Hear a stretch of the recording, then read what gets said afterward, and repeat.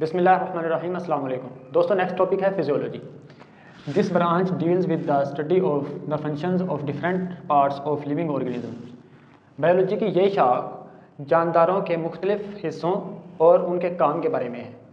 अगर हम मिसाल लें पौधों की, तो हम देखते हैं कि फिजियोलॉजी में हम ये चीज़ देखते हैं कि पौधे की जो जड़ें हैं वो क्या काम कर रही हैं, वो किस तरह की हैं, वो क्या काम कर रही हैं, और इसके जो टिश्यूज़ हैं जाइलम और फिलोएम वो क्या काम कर रहे हैं, इसके पत्ते क्या काम कर रहे हैं और किस तरह के हैं, ये स्टडी करना फिजियोलॉजी में आता है। नेक्स्ट है जेनेटिक्स।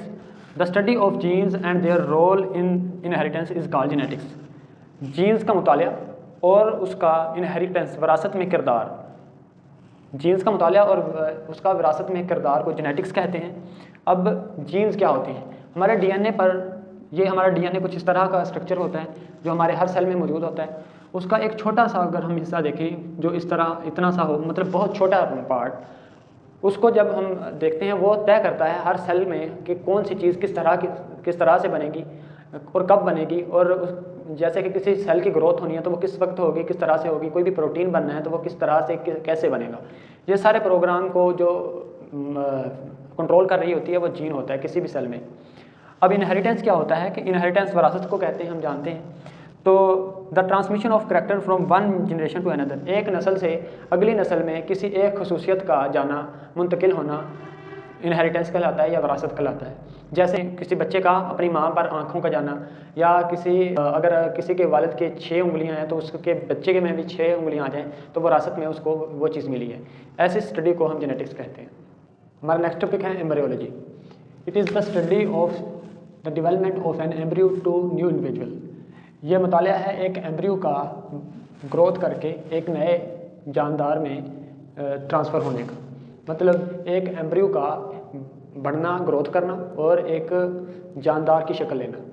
इसको हम इस तरह से समझ सकते हैं कि जब 2 जानदारों का आपस में मिलाप होता है तो एक सेल वजूद में आता है। वो सेल ऐसा ऐसा डिवाइड करता है और एक लोथड़े की शक्ल ले लेता है खून की तरह, और वो ऐसा ऐसा उसमें फिर वेंस बनती हैं, खून की नालियाँ बनती हैं। उसके बाद उसके मुख्तलिफ ऑर्गन्स बनते हैं, उसमें हड्डियाँ बनती हैं। हड्डियाँ बनने के बाद उसकी शक्ल वाज़ह होना शुरू होती है।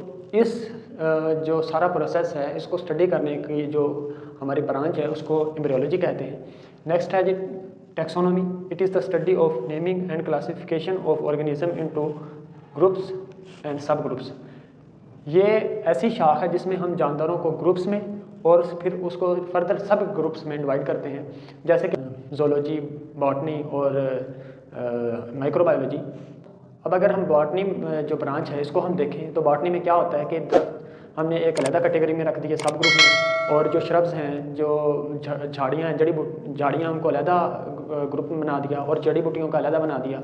और इसी तरह फिर हमने पौधों का एक अलहदा बना दिया, जिसमें हम देखते हैं कि गंदम को एक अलहदा नस्ल बना दी हमने, और चावल को स्टडी करने के लिए एक अलहदा नस्ल है जी। और इसी तरह हमारे पास कमाद एक और चीज़ है, और इनको सबको एक फैमिली ग्रास में रखा जाता है। मतलब मुख्तलिफ जानदारों को ब्रांचेस उनकी बना के उनको अलग-अलग शाखें बना के स्टडी करना, ताकि हमारी स्टडी जो है वो आसान हो जाए। दोस्तों, उम्मीद करता हूँ आपको वीडियो पसंद आई होगी। वीडियोज़ को लाइक करें, चैनल को सब्सक्राइब करें ताकि सर्च करते हुए आपको हमारी वीडियोज़ आसानी से मिल सकें। इसके अलावा अगर कोई भी आपका क्वेश्चन हो टॉपिक के रिलेटेड तो आप कमेंट सेक्शन में ज़रूर पूछा करें, आपको इंशाल्लाह उसका जवाब दिया जाएगा। बहुत शुक्रिया। अल्लाह हाफिज़।